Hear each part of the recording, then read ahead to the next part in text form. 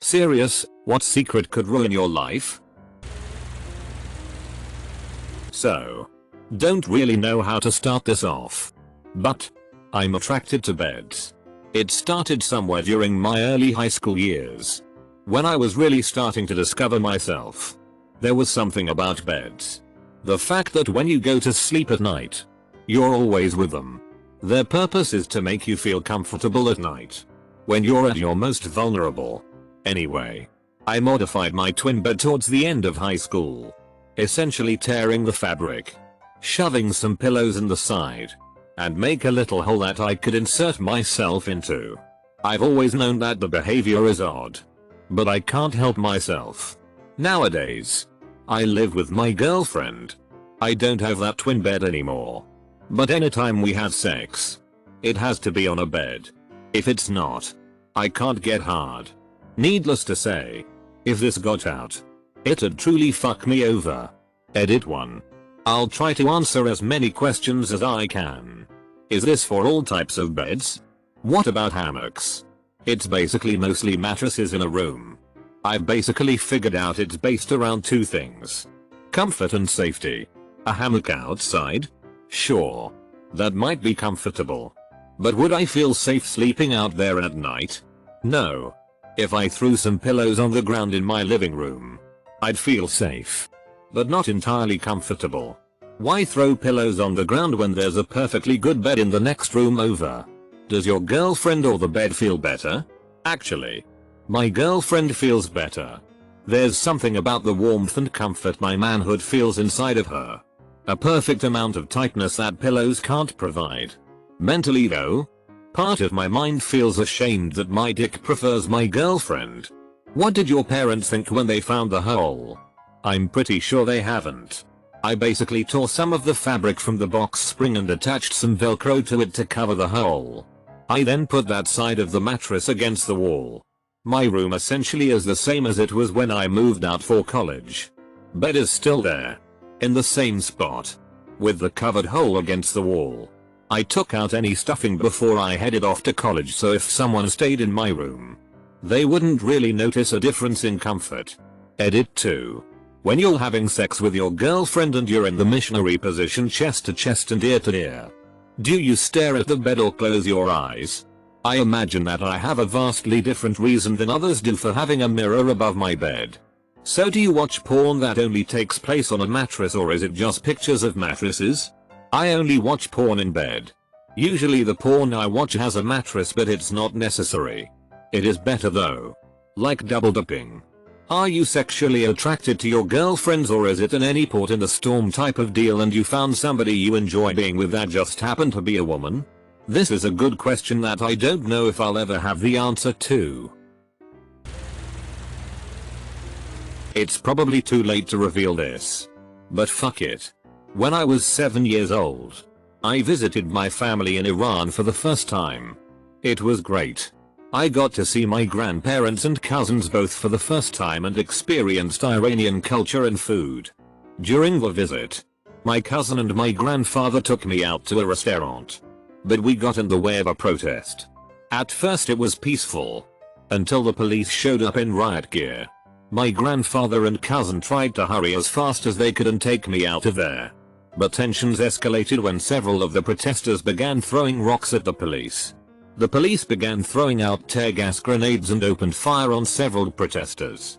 But even non-protesters were being caught in the crossfire. I saw several people die that day. There was blood seeping into some of the street cracks and making trails. People were being hysterical and all I could hear were the endless gunshots followed by screams of anguish. I'll never forget the family that was holding their son who was bleeding out. He was my age and after looking at him I just went numb and felt hopeless. I couldn't comprehend what was happening around me until several years later. Luckily, me and my family were near the edge of the protesters when it all began. So we were able to get out and into safety. When we returned, the rest of my family embraced us and tried to console me. The day after, my parents booked the next flight that would take us back to the States. My sister did everything she could to cheer me up. But nothing worked. I just didn't know how to feel. I couldn't think. And I went numb again, reliving everything in my head. When I got back stateside, life was never the same as it was. All of my social and academic skills were non-existent for several months. I would go days in school without talking to anybody and frequently had to go to the nurse's office because I would get flashbacks of that experience. I couldn't sleep and just stared at my ceiling in the dark of my room at night. I couldn't even cry. I was just in shock. After a couple months of this, my parents were able to get help from a psychologist. The psychologist said that I had PTSD and that my survivor's guilt was a major symptom of it. Instead of taking an SSRI at the age of 7, the psychologist referred my family to a therapist who could help me. 3 times a week for 5 years I went to my therapist and we talked about everything under the sun, including my traumatic experience. I started to play video games a lot too. My sister introduced me to the Gamma Cube and we played a lot of SSBM together. I felt that video games were an escape from the world and yet at the same time contained messages that were applicable to real life.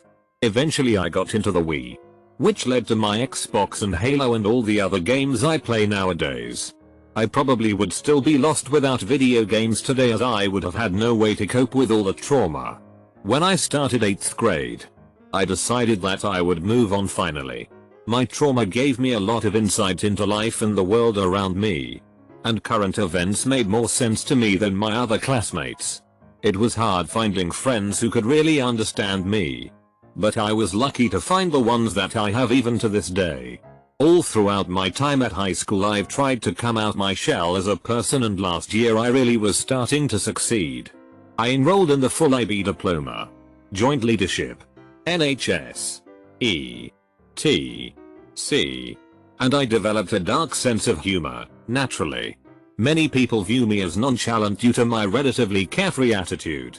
But once you live through an experience like that at 7 years old and moved on, nothing stresses you out of functioning. I am graduating in little over a month from high school and attending an honors college. I plan on becoming a streamer on Twitch, a competitive player in multiple games, and a computer science major in the hopes that I can get a job at a gaming studio and make improved games. Once I get enough experience, I want to start my own game studio and have a AAA title under my belt.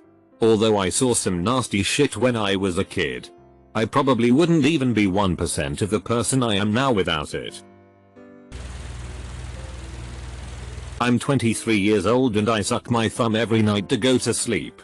I do it when I'm nervous, when I'm bored, when I'm sad, most importantly when I'm by myself.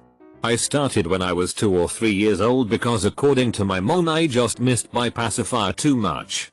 But I remember sucking my thumb made me feel so safe when my dad was violent. I grew up with him till the age of 9 and I just never really stopped with the thumb.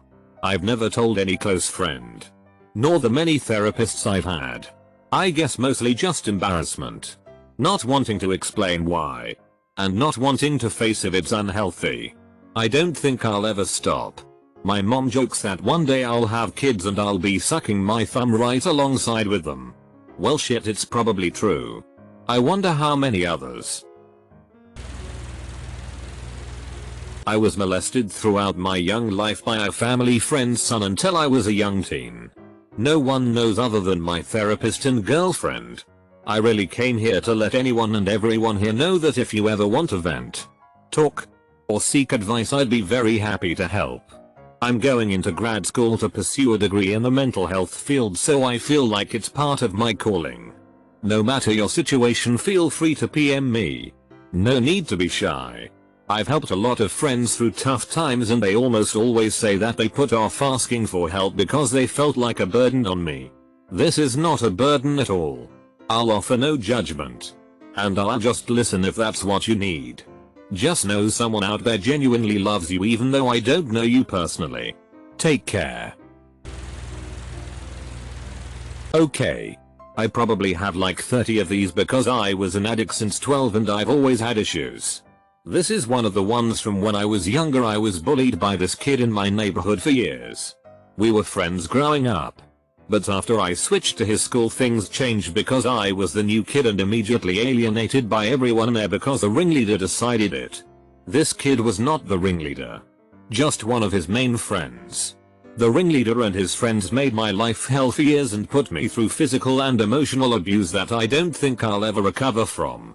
They made sure anytime I would make a friend to start extorting them until they couldn't take it anymore and they would abandon me as well.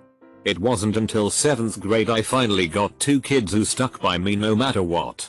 I was walking with my friend through my neighborhood. We had just come from this forested area we would go to hang out. I always had a Swiss Army knife on me to bit branches or do other stupid stuff. Well, we passed by this kid's house and he was outside with another one of his douchebag friends. They were kicking around a soccer ball. He goes and tries to kick it as hard as he can at my head, but it misses and lands right next to me. I pick it up and pull out my knife and threaten to pop the ball. He gets mad and starts coming towards me. We are all arguing and he gets in my face and I just got furious and fed up, so I push him as hard as I can. He just starts screaming. I mean like screeching. I didn't even realize what had happened at first, but then I remembered I did not close the knife. It went right into his side. The knife had this little broken edge where the keychain was supposed to be. So I closed the knife immediately and managed to convince them that that was what cut him. I have no fucking idea how my parents did not get a call after that. I opened up the knife later, and it had blood about 3 inches down the blade. He never said a word to me after that. Though, I am pretty sure he knew what really happened. This is probably my tamest one. When I was younger I was skiing with my brother and my dad. An avalanche went across the piste and stopped about halfway through. My brother was buried by it, and since I saw it happen, I knew exactly where he was, but because he had annoyed me earlier that day, I pretended not to know whereabouts he was buried, and basically now I don't have a brother. Looks like this will get buried, but here goes. I'm 18 and I like to go cruising in the local park toilets, which has a glory hole BTW. One afternoon I felt horny, so decided to go to the park toilets and see if I can get any action. I was waiting for 5 minutes in the cubicle when a guy came into the cubicle next to me. I didn't see who he was but could tell through the glory hole he was wearing a suit. Next thing you know, his penis is through the glory hole and I'm having a blast going to town. After the guy came in my mouth and left, I decided to leave and hopefully get a sneak peek of who the guy was. When I left the toilets I could see a man in a suit sorting his belt out, making his way to the park exit. It was my dad. I went back in the toilets and puked all over the sink. I have never gone back to that park again. As a teenager, I came home drunk and threw my guts up in the toilet. I vomit intensely. So intensely that the day after, I usually look like I got a sunburn from the burst blood vessels in my face. So this time, the vomit heaving process was also causing me to have to crap. I'm normally a pretty clean and respectful individual with relatively high personal care standards, but I didn't have a lot of options in this situation. I pulled my pants down and shit on the floor while continuing to throw up in the toilet. That's the last thing I remember until waking up in the morning to my mom's frantic shouts coming from the bathroom next to my room. My mom has always been a fairly dramatic individual with a scream first, solve later sort of disposition. OMG, who shit on the floor? You kids are really pushing it. What is wrong with you? Did you purposely do this so I would find it? Dot. She told me to come here and look. Sleepy-eyed and out of it, I peered in the bathroom to see one perfectly formed turd lined up, pointing at the toilet. I was biting the inside of my mouth to keep from falling apart laughing. I rasped out, "Oh geez, that's disgusting. I don't know who did that. Mom." I suggested maybe it was one of my really young siblings sleepwalking at night or something. This is the first time I've ever spoken about this in all the years since. Please don't tell my mom. I hate my mother. This isn't some angsty teen mad that he didn't get to hang out with his friends. I've been married 14 years and have kids of my own. I've always loved my mother until she got cancer. You can see the details in the post I made from this account some time back. But suffice it to say she's beyond selfish and fucked up, to the point that she's willing and actively trying to ruin my life simply so that I'll move back and be her caretaker. Despite all of the other options available to her, and knowing that I can't. An example. Currently she's putting it on me that if I don't move back she's going into hospice. Which means stopping her chemo. Her cancer hasn't come back. There's no reason for her to think she's dying. It's purely a way to emotionally manipulate me into doing what she wants. Literally do it. Or I'll kill myself. Double quote. And I've gotten to the point where I couldn't care less. I almost want her to just hurry up and die. So that she'll stop making me an emotional wreck every fucking day. And it is every day. I wake up to 500-word essays about what a horrible person I am. Or how shitty her life is and how if only I were there I could fix it. Etc. Daily. And I just can't take it anymore. I wish I could do more to help her. I really do. But, more than that, I wish she would understand that I can't. And stop making me feel like shit for it. That she would finally stop trying to strong arm me into moving there. And just do one of the other options that would improve her life. As soon as I was 18, I emancipated myself from my family. Cut contact with everyone I knew.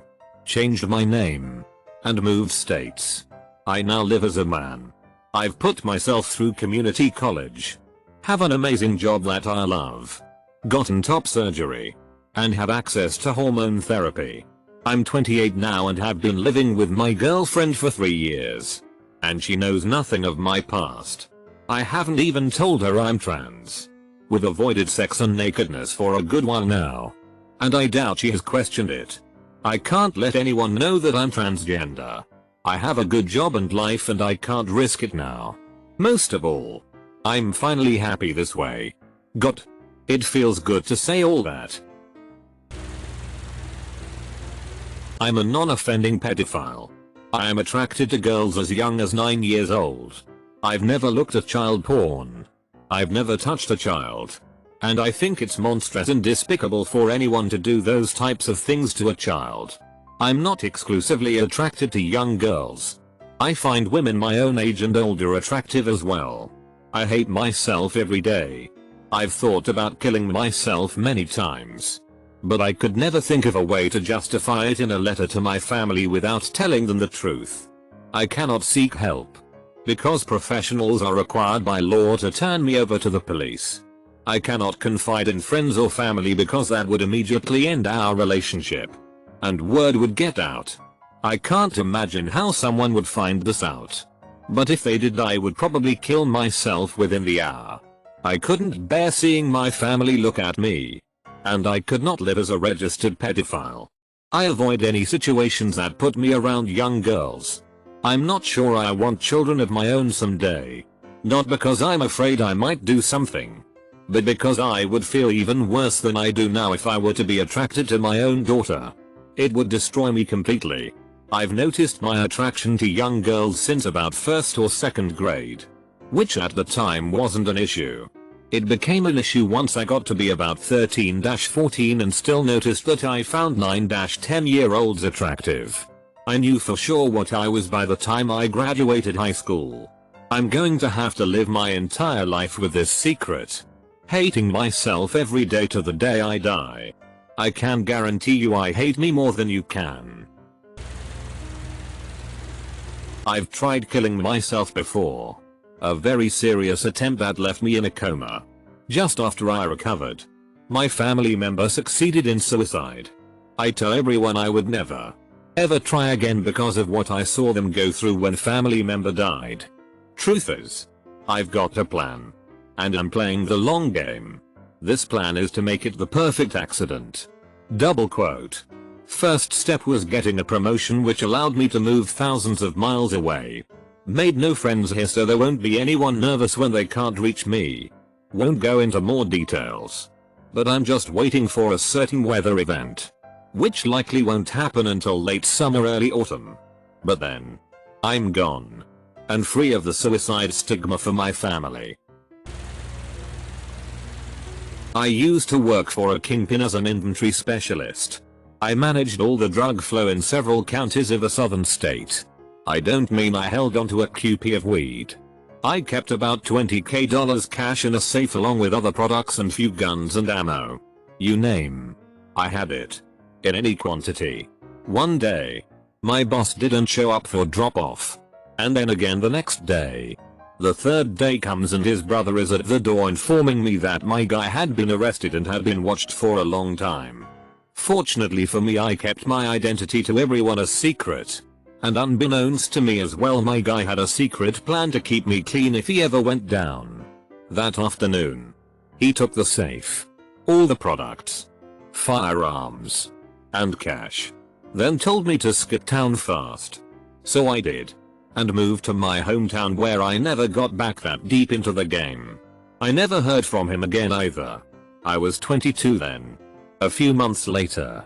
I hear on the news the place I was living at then had been raided by police and the SWAT team looking for me essentially.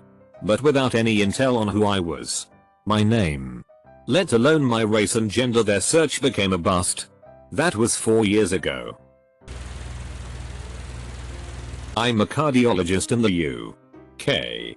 I have a private practice and I find the private hospital I work at charge extortionate rates for tests like cardiac ultrasound, ECG, monitors, etc.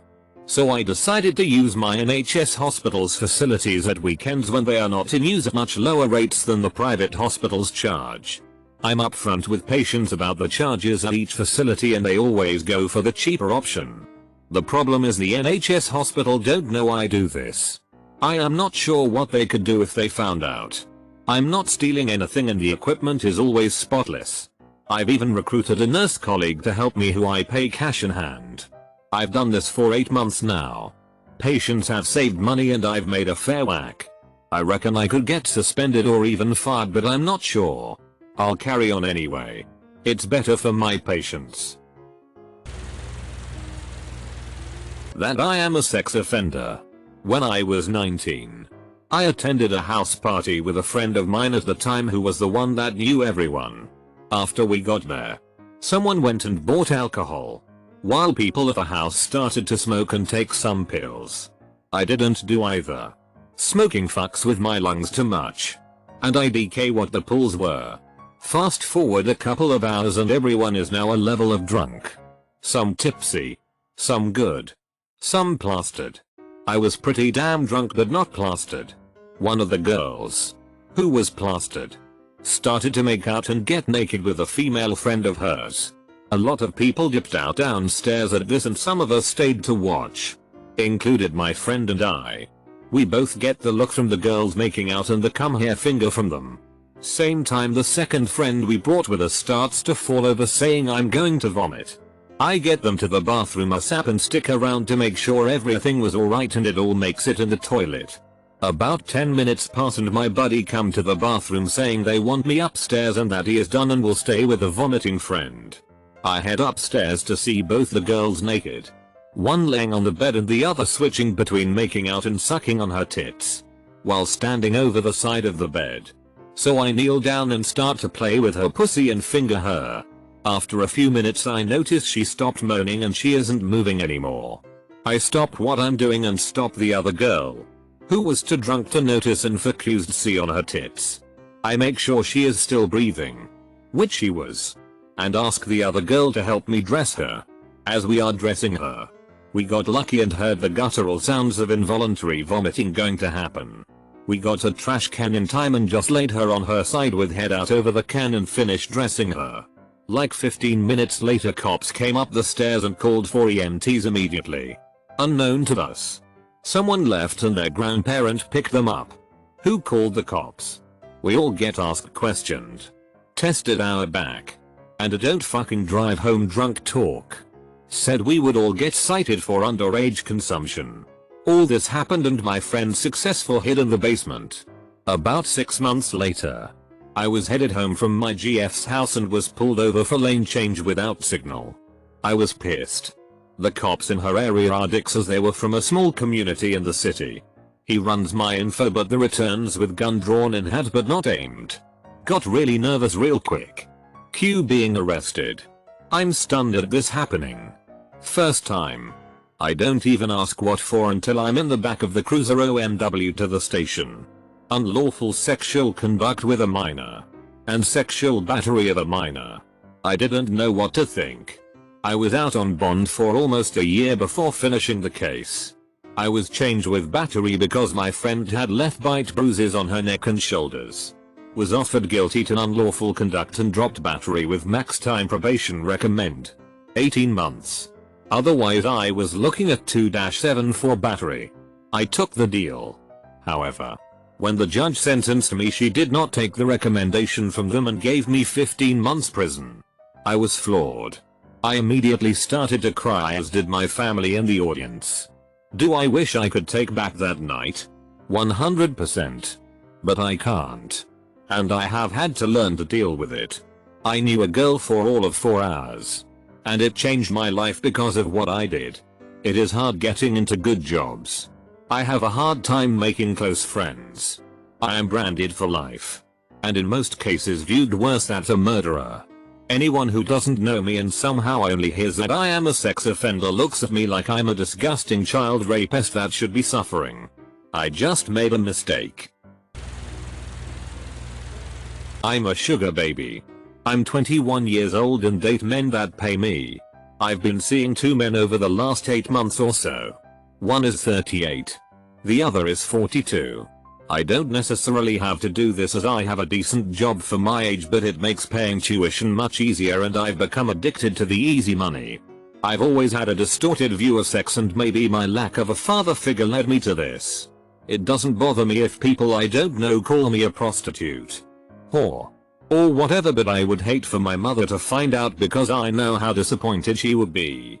I genuinely enjoy the 2 men's company that I have been with and I've saved up quite a bit of money because of them. For me, doing this has made more positive impacts than negative ones, but I know that my mother would never approve.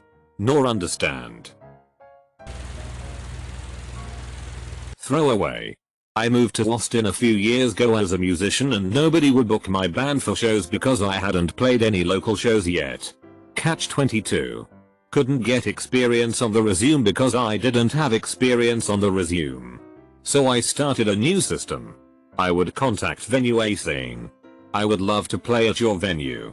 I also have local shows booked at local venues B and C and have played at local venue D a few times before as well. Double quote. Then once venue A got back to me under the assumption that I had a local following, I would email venue B claiming I have shows booked at local venues A, C and D. So on I went and I got my foot in the door here by lying to every booking agent through my teeth. When I was 23, a friend and I went out to a bar with his much older uncle. There was this girl that was flirting with the uncle that was probably 28-29. Not really my type. Not really anyone's type. At 2 AM when the bar closes we, stupidly, drive back to my friend's house and this lady comes with us flirting with the uncle the whole way. We continue drinking and then out comes some marijuana. And then some cocaine which is rocked up. 4 AM rolls around and my friend's uncle is trying to convince her to come to his room with him. But she's saying she just wants to go home and starts crying. I tell her that I could try driving to her home. So despite the uncle's plea for her to stay with him, she hops in the truck. And we drive off.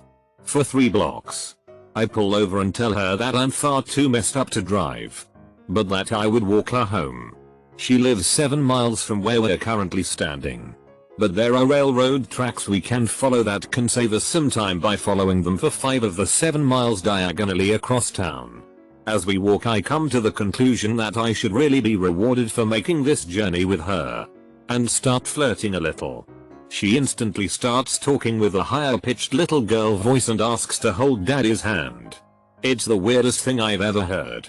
But I follow along. About 2 miles in she tells me that she wants daddy in her mouth. Had I not been intoxicated on a few different levels there's no way I would have obliged. But I was. So I did. We end up having weird sex on the railroad tracks. Afterwards she puts some clothes on and says something like, "Baby has to go pee pee," and walks towards some bushes. The sun has started rising at this point and I can clearly see her squatting and going pee-pee with her pants around her ankles. I finally realize I've made a huge mistake. And it'll take hours to walk her to her place and then walk back to my truck. I'm not sure why I chose to do this. But I looked at her and yelled "Yoink" and started running as fast as I could. The cries for daddy getting quieter and quieter in the distance until there was just the sounds of birds chirping as I caught my breath next to my truck. I drove home, feeling bad for what I had just done. But after a warm shower I crawled into bed with my fiance and everything felt just right. This will probably get buried because it's not nearly as flashy as other posts. But here goes. I dated maybe a dozen girls in high school. That's my secret. When I first met my wife, I told her I had only one girlfriend in high school. This is true in that I only had one serious relationship. Outside of that relationship I had taken several girls on dates. Nothing serious. Though, recently, while visiting my parents, my sister brought up a girl I had dated who wasn't my previous girlfriend. My wife lost her mind. She started asking me if she needed to get blood tests for STDs. She became convinced that I was cheating on her. I've never cheated. And she tried to forbid me from watching pornography. This was all in front of my parents and siblings. 2. Completely embarrassing. As it turns out, my wife is severely mentally ill.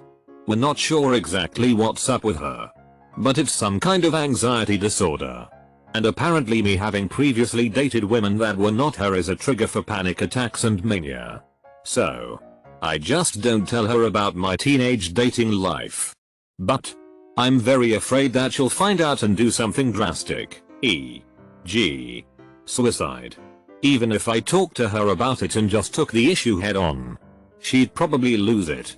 Mental illness sucks. There's so many comments. No one will read this. But, what the hell? I turned 50 in just under 2 months. I'm trans. I first realized something was off since I was 11. For many years I was ashamed. I felt that it was a weirdo sex fetish and that I was broken for feeling the way I did. I couldn't masturbate without fantasizing that I was female.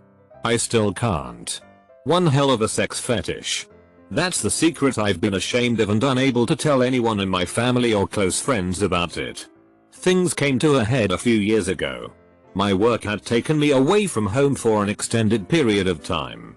The unfamiliar surroundings, working with new people helped me finally put the pieces together, and for the first time I realized that my sex fetish was really something more. There are people I used to work with who know, but no one close. I'm so afraid. And so ashamed. My family is from the deep south. They won't understand. There have been other people who were trans in my family. And I watched how that went down. No. Thank you. I have extremely poor health. Yet I can't convince Social Security that I'm disabled. Though at least I've convinced my home state. And have food stamps and Medicaid. But that's it. I've sold everything I've owned except this beat up old laptop. I steal Wi-Fi from my neighbor. I'm pretty sure he knows. But besides some YouTube I don't take up much of his bandwidth. And he never says anything. If my family knew I was trans, I would lose what little I have left. I'd be homeless. I wouldn't survive a month. There are so many times when I go to bed hoping I won't wake up. Or that I could just be normal. I'm sorry if you read all this way. My little brother is a pedophile and he allegedly molested my 2 younger sisters and my mom won't do anything about it.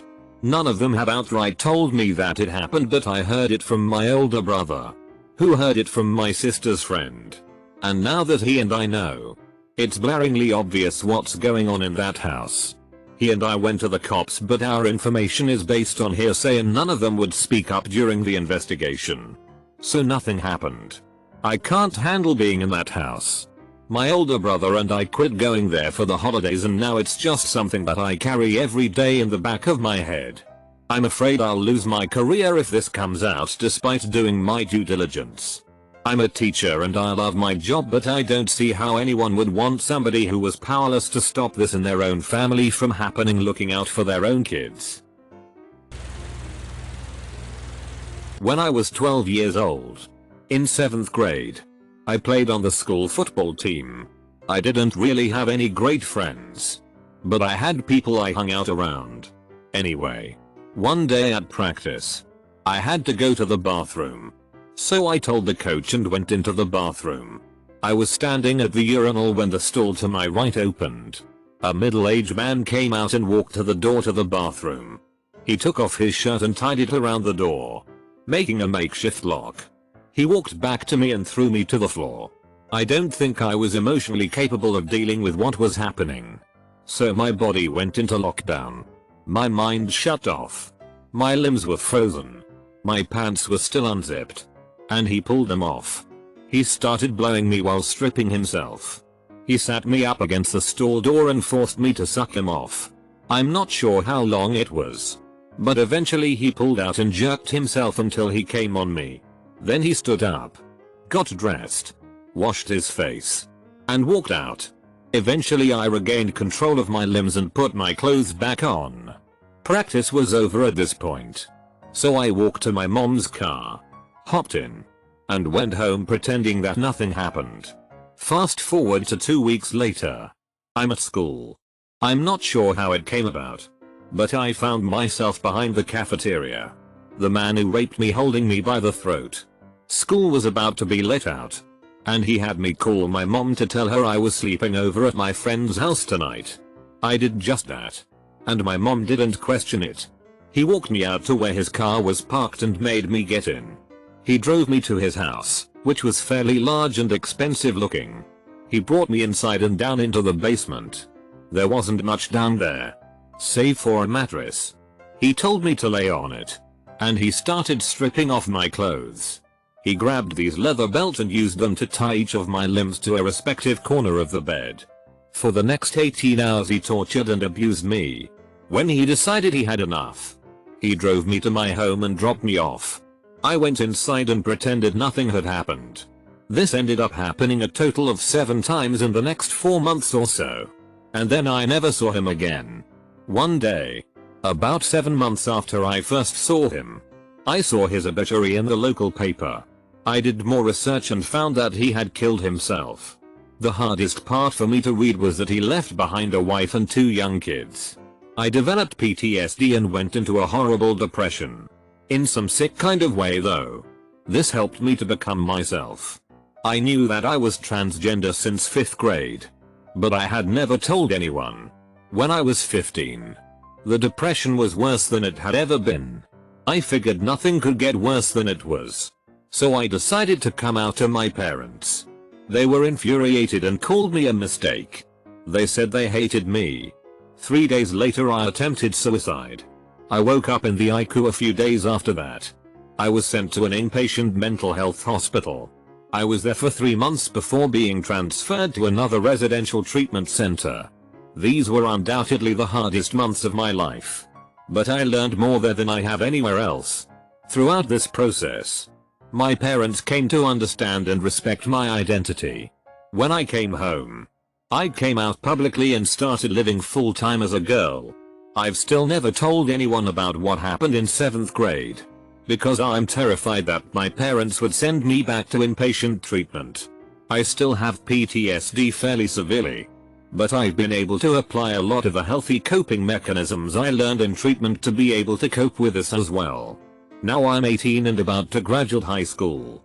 I think I'm relatively healthy mentally. I relapse with self-harm occasionally, but I'm always able to bring myself out of it and cope healthily. TLDR. I was repeatedly kidnapped and raped when I was 12.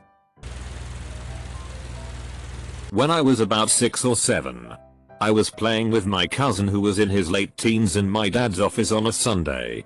A little pretext here is that my dad's office is in our house and this happened when both of my parents were home as well as my grandmother. I don't remember what we were playing, but I very vividly remember him asking me to lie down on a table, pulling my pants down, asking me to hold still and then proceeded to blow me. I had no idea what was happening as I thought it was also part of the play. This is not the worst thing though. That very day, I told my parents about this. Because I figured that something was wrong. I never got the good touch, bad touch talk from my parents.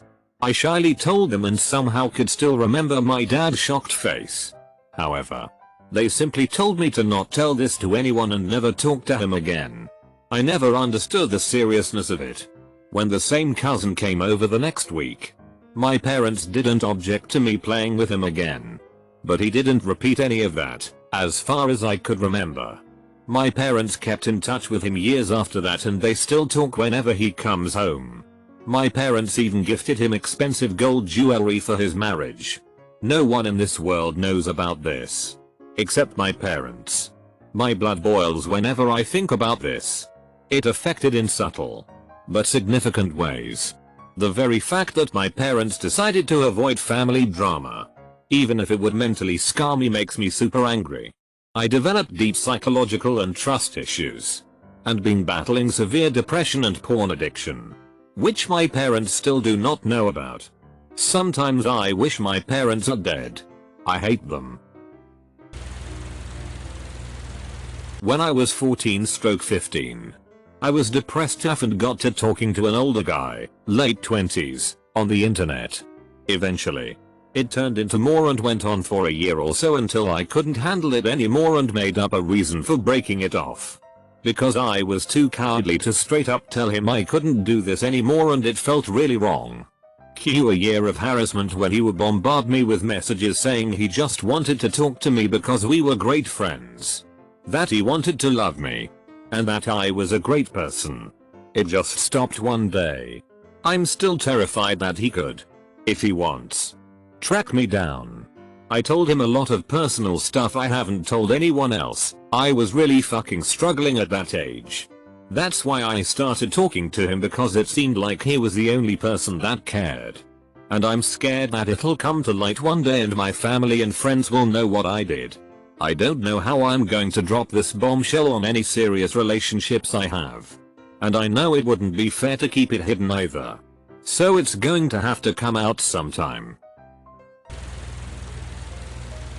1. I used to be a heroin addict. And abused all sorts of drugs. Got drug-induced psychosis from taking too much Adderall and ruined thousands of dollars worth of research materials. If any of my current professors or research supervisors knew, or if any of the admissions committees for future medical schools find out, it will ruin my life goal of becoming a doctor. I've been clean for about 9 months now. 2. I'm possibly kleptomanic. Or just selfish. I used to steal all the time to finance my drug habit. But I kept doing it even after I got clean just because I wanted to save money and I got a rush when stealing. I've stolen about $1,000 worth of food in the last 8 months and I got caught at the local grocery store. Which was really embarrassing and shameful. I still do it a little. But not nearly as much as I used to. They let me go after paying for it all, which was nice of them. 3. I jack off to incest porn. Which my girlfriend would absolutely loathe to find out as she is somewhat sexually repressed. Definitely will get buried. Never told anybody this. Fuck. My brother molested me several times as a kid. I went along with it because I was young.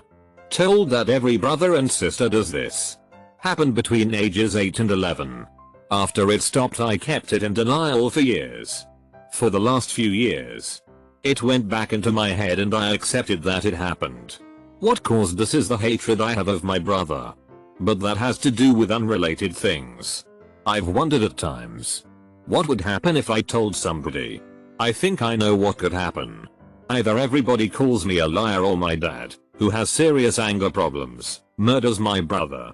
What's most likely to happen is me keeping this secret until the day I die. There was once a time when I wanted to tell somebody. My boyfriend.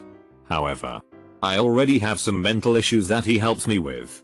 He deals with enough already. Plus his own mother went through this as a child and has some serious issues herself. I don't want him thinking that when I'm older I'll be like her too. My boyfriend and I have been together for 4 years. It is by far the best, happiest, and healthiest relationship I've ever been in. Seriously. It's amazing. The thing that no one else knows is that it's also a BDSM relationship. He is my sir. And I'm his pet. There are times we're together and it's like that aspect is far in the background. Other times? I obey, I do what I'm told, as far as from grabbing him something to drink. Or giving him a blowjob. There are also many toys. Whips. Riding crops. Etc. No one knows. They'd think I was fucking insane if this ever got out. They'd think he was abusing me and should most likely be brought up on assault and battery charges. When both people are consenting adults. With massive amounts of love and respect for the other person. A BDSM relationship is a beautiful thing. Not going to bother making a throwaway. There are probably too many things. But I am a male escort. Got into it to try and ward off depression I think a few years ago. Been doing it on and off since then. I'm 19. I really dislike sex. Anal is uncomfortable but I take it like a man. I guess. My sexuality is somewhere on the asexual homoromantic spectrum. I like platonic things though if it wasn't the possibility of homelessness and needing money I would just rather be a hermit. Took me a while to get over the morality barrier of sex. Went on hiatus and began doing it again. Most of my clients are 40 plus 50 plus year old guys. I smile and fake liking their touch. I dislike their shifting fat as I massage them. Sometimes I just want to IDK. Stab them? It sounds so angsty but it's not like it is not my choice. So it's business and they get what they want. And I get paid. And I just wait it out. It's not nice that it doesn't pay much in my city. Then I get home. With my mom thinking I was staying by a friend. I take a shower if I didn't shower at the client's. My mind automatically blocks out what happened. Somewhere during the day I recall and cringe. But it's like a hazy memory. From one encounter I got a candida infection. Determined what it is myself and I'm treating it myself. It's invasive so it's in my body. Making me feel like draining my sick blood out but I have read a lot on it and am aware of microbial gut flora balance. And pretty much everything else about the fungus. Etc. I am not in my sad depressive phase anymore. I'm in the post-depression apathy. Mom says I should just go out for a run to cure it. She has no idea about a lot of things but I'll just carry on being the straight, morally upstanding son she imagines me as for now since she wouldn't bear otherwise. I don't mind being alone anymore. I found I can't feel as if I fit in with the LGBTQ plus folk either and it's okay I guess. I still like my cat. Fuck it. I'm not dealing with a throwaway since no one will see it. I'm a terrible programmer. I got my computer science degree through pure luck and lots of sleepless nights. I guess I just can't think of the right steps to take to solve a problem because my hardest problem is that I just can't visualize what's necessary to be done. No matter how much I try and practice programming I just feel like crying because even writing simple programs takes me much longer than expected. I just got accepted to a programming position that I will start in a few days and I'm terrified that I'm going to absolutely fail. I've been studying harder than ever to prep myself but I'm worried I'll get there and they'll realize they made a mistake in hiring me. Throwaway, like most in this thread. It's just the one person. But if my daughter's father ever found out about her I'd be screwed. I was in a really bad place when I met him, suspended from a good college. Left a good job to move to a city for a guy who dumped me right before I moved. No money. He was very pushy and emotionally abusive. Which I didn't think was actually a thing until I met him. Alcoholic and spent every penny we had on booze and cigarettes knowing my dad would send money so I could eat. Pushed me around a few times when he was drunk. But nothing serious.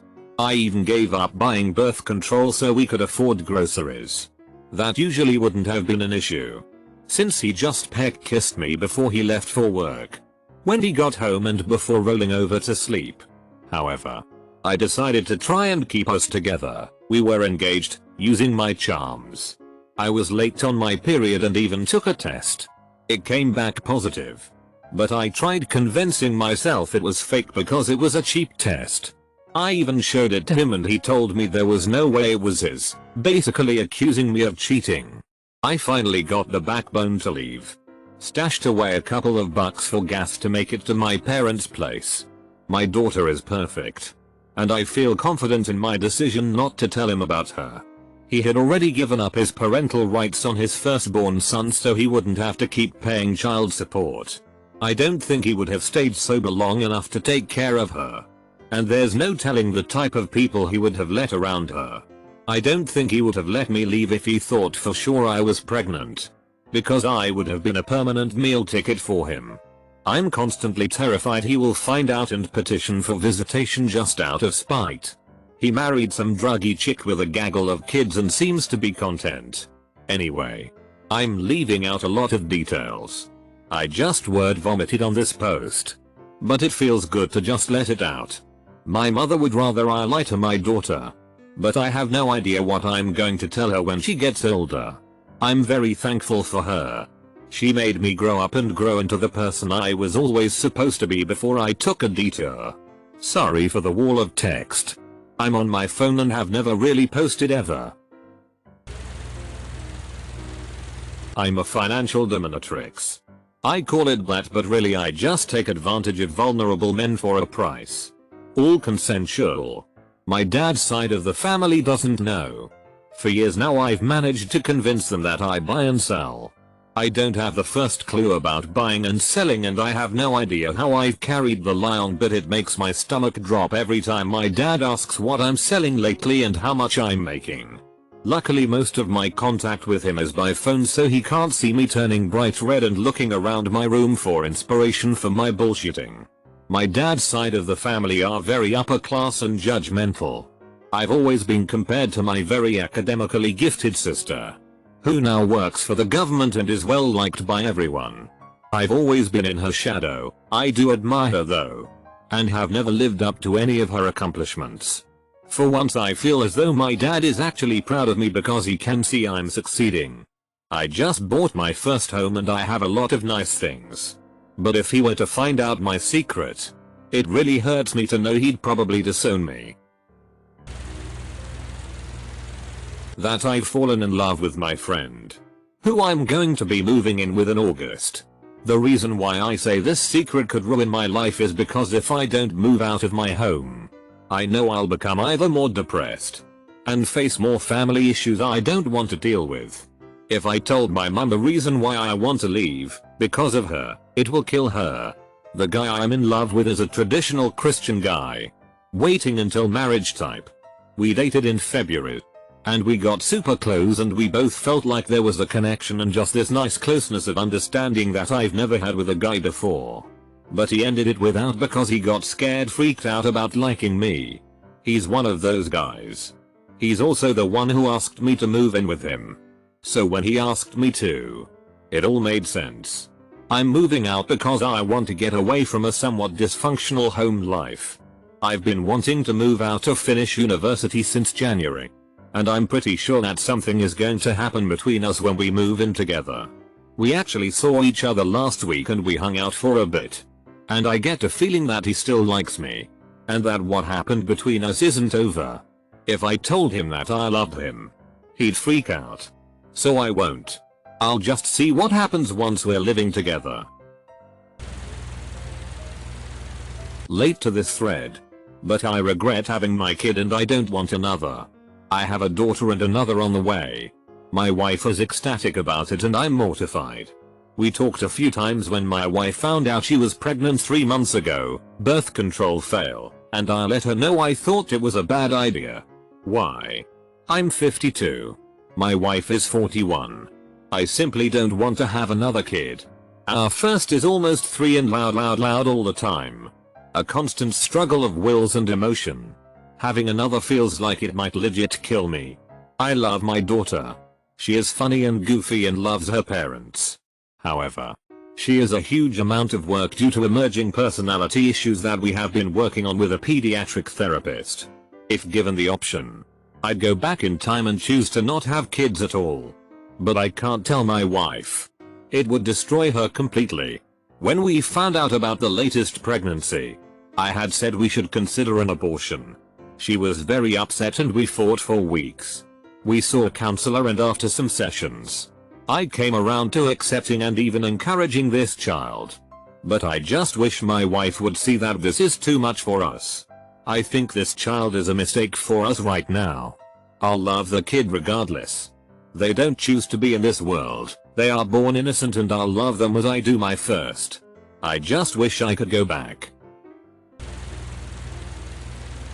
I really don't like talking about this, but here it goes. When I was in 4th grade, I had a Facebook account. A guy with an anime profile picture added me and I thought he was a classmate. I was wrong. It was a 40-year-old guy who added me. He said he wanted me to come over and downloaded this thing where he can track my computer with a specific pin that I had to give to him. I was a dumbass kid and gave him all my personal details beside my address. He asked me if I knew what rape and would do it to me if he ever met me in real life. I blocked him immediately, not because of the inappropriate messages, but because he was being annoying to me. He found my YouTube channel and started messaging me there, calling me cute. I messaged him to screw off or I'll call the police. This will always worry me because one day he may just come back. I still know his YouTube channel. Throwaway. For obvious reasons. My freshman year of college I was living in the dorms and my first roommate had moved out, so I was living alone for a while. I reconnected with someone I went to high school. We were just acquaintances then, and he was an upperclassman. We made plans to study together one day. All was well and we became friends. One night I get a call from him and he's like, "Hey, I have a couple 6-packs and I'm right by your dorm. Wanna hang out and have a few?"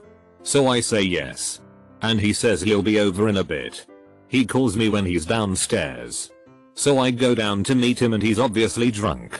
He's loudly chatting with some people but eventually manages to follow me up the stairs. Uncoordinated but decently well. We get to my room and he whips out the Smirnoffs and Miller High Lifes from underneath a jacket. Why he thought I liked Smirnoff is beyond me. But that's besides the point. After 2 drinks or so and quite a lot of bullshitting, he's leaning over me as I sit at my desk, grabs my chin, and forces his mouth onto mine. I'm feeling pretty good at this point, low freshman alcohol tolerance. Bite me, so I go along with it. He's rough. And for some crazy reason, thought that running his tongue along my upper gums and teeth would be sexy. Because his ex-girlfriend used to love it. I get grossed out and push him off and I'm not sure what happened after that. After another while, he started rummaging through my plastic organizers and finds a strip of condoms. Funny enough, they weren't mine, but left over from a prank on my original roommate before she moved out. As soon as he finds the condoms, he starts telling me how great sex with him would be. I'm not interested because at that point in time I was still a virgin. He proceeds to overpower me and bend me over a spare chair in the room, where he unbuttons my shorts and sticks his hands down them. I manage to wiggle away and sit back down and he walks to the other side of the room to put the condoms back in the organizer. He starts telling me how big his dick is and I start ignoring him. Fiddling with my phone. I look up and he's got his dick out, exposing himself to me. I look away and he starts telling me okay, I'm sorry. Look. I put it away. So I look up and he still has it out. I endured this for a little while longer and then started making excuses about how I had things to do early in the morning so I need him to leave. He finally does and I go to bed. For a year after that, he would constantly text me to hang out or half-ass apologize and it got to the point where I had to download an app to block his number. For some reason my phone didn't have the option. He just messaged me the other day through Facebook, saying that he's in the army now and he hopes we can continue on our friendship. I left him on read. Every time I see his face, I want to get sick. I've never told anyone and I don't really wish to. I don't want to play the victim. I just want other people to be able to recognize the red flags before things turn worse. I've struggled with calling this sexual assault and beating myself up for putting myself in the position for it to happen. though I know I shouldn't. I'm a mid-30s mom of 2 young children. I live a fairly boring suburban mom life. Got married straight out of high school. Had kids later on. Been married many years. Few years back husband wanted to start swinging. We tried it. It was kinda hot but he never would sleep with other women. Years go by. Explains he has a hot wife fetishes. He wants me to go off and sleep with other men. Come back and regale the event to him. We give it a try. His hot wife fetish turns to cuckold fetish. This is crossing a line for me but I give it a shot anyways. I met a great guy and see him regularly. Husband knows and is groovy with it. Me and other guy start to fall in love. Husband and I decide to move boyfriend in with us. An Abiapa family. JPEG. Now we have been living as a polyamorous triad for half a year in our tiny conservative southern town in the Bible Belt. If our family's jobs friends found out we would be shunned and have to move to a big city, I would be fired from my job immediately. I wish we could just be honest about our love for each other. I can't ever marry my boyfriend because it's illegal. I have hidden that I am a war orphan from literally every single person in my life. Mother and sister died in the Chechen War. And my aunts and uncles think I left the city and stayed with a friend for 2 years in Astrakhan, but in reality I stayed in Grozny and experienced the entire war. But it's even worse than that. None of my friends, my roommates, my girlfriends, none of them know that I am an orphan. Let alone a war orphan. They don't know that I used to be hooked on heroin during the war and kicked the habit when I was 17. I have basically been living a lie about my history and my past for my entire life. Every single person who has ever asked about my history has heard a lie. And the lies sometimes interconnect with one another and mix and match. And I am worried one day someone in my friend group is going to connect the dots and realize I am lying. It wouldn't ruin my life. But it would ruin the perception of my life. And the trust I have with the people around me. I pay women to pretend to be nice to me. I got married when I was 20. My wife and I are very conservative Christians. We have been married for 12 years and have 2 kids. During our honeymoon she wasn't very interested in sex. And that was a red flag for me. But I thought it was too late. Once I had my first kid I realized I was stuck. My wife and I get along okay. But it is more like having a roommate than a spouse. I have tried everything. I bring her presents. Send her texts. I try to surprise her with dates or gifts I make. She is not an affectionate person at all. I have tried to bring this up multiple times. But I cannot get it through to her. We have sex weekly. But it is always very similar. I work on her for 20 to 40 minutes. Before basically jacking myself off on her. Every time I talk to her about it she acts like she doesn't understand. When I tell her I need some personal attention or some enthusiasm she does it in a very half-hearted and forced way. After 12 years I have basically given up. We never fight and I try to do nice things for her. But we are basically together for the kids. She has no idea. One day I saw a YouTube video where a dude was making fun of ASMR. I googled it and thought it was pretty silly until I found the girlfriend roleplay videos. They are amazing. The idea that some people have this relationship makes me so happy. I have explicitly asked my wife to act this way. And she does it in such a forced, rote way that it actually hurts more than it helps. I have watched every girlfriend roleplay video I can find multiple times. One day, I noticed that some of these girls have a Patreon for personal videos. I have been paying several girls to act like my girlfriend for a few minutes. I am pretty successful. And can afford to do it without affecting my children's future. My kids are the most important thing in the world to me. I don't want the girls to be naked or to do anything sexual in the videos. I wish there was another option.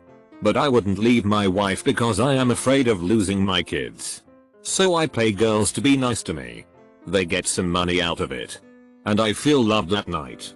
If my wife found out, she would divorce me for cheating. My family. some of whom know my name so I'm using a throwaway, are of a very socially conservative bent. We were all raised in a fundamentalist environment and are expected to follow those values. I've gotten very good at playing the innocent ingenue, the good little church girl who is a pillar of the community. Partly because I can honestly look my family in the eye and say that I've never had alcohol, never smoked, or done any drugs. I knew I was a lesbian in high school, but I stayed very closeted out of fear. Mostly, I already knew I wasn't comfortable with the faith I had been raised with, and accepting my sexuality was the beginning of the break. I went to college out of state at a more liberal school. Over the course of college I would say I probably slept with around 30 women. Most of them were one-night stands, though I did have a group of 6 girls who shared me consistently for my first 2 years. I should have posted this in yesterday's thread about the sluttiest thing people have ever done. I should also note that these were some of the happiest days of my life and I was 100% on board with the arrangement. Close bracket. I have never been in a long-term relationship. I cannot imagine introducing a girlfriend to my family. Whenever I go home, everyone still thinks that I'm saving myself for marriage and all that. I've invented a few good Christian boys who treated me right but never seemed to work out. If they found out what I did, what I am, it would be bad not just for me, but for the whole family. Just having a gay daughter would make my parents pariahs in the eyes of some of my other relatives.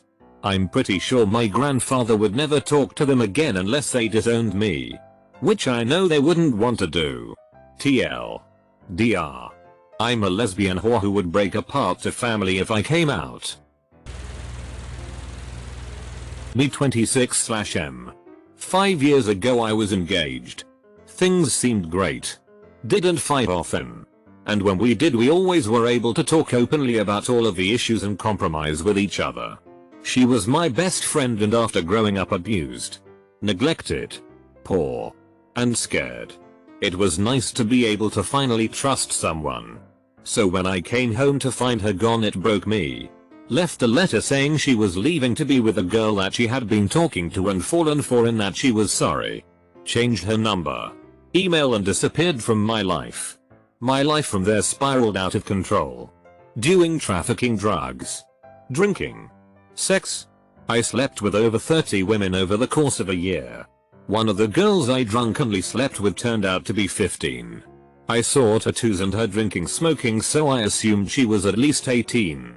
When I found out I was disgusted with myself and went further into my depression.